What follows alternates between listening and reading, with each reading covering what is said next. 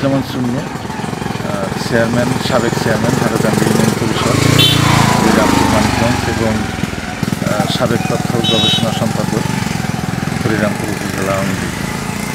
আমি আগামী আমাদের হরিরামপুর সিংহের উন্নয়নের রূপকার আমাদের মাননীয় এমপি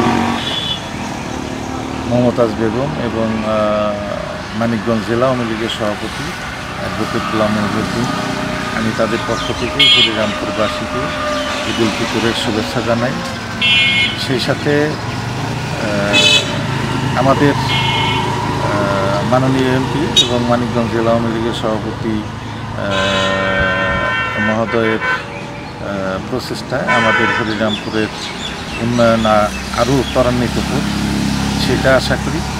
বিশেষ করে নদী ভাঙন, আমাদের মাননীয় এমপি এবং আমাদের সভাপতি মহোদয়ের প্রচেষ্টায় আমাদের এই নদী ভাঙন যাতে দ্রুত এর একটা স্থায়ী বাঁধ নির্মাণ করা যায়, তার জন্য তাদের কাছে বিনীত অনুরোধ জানাই।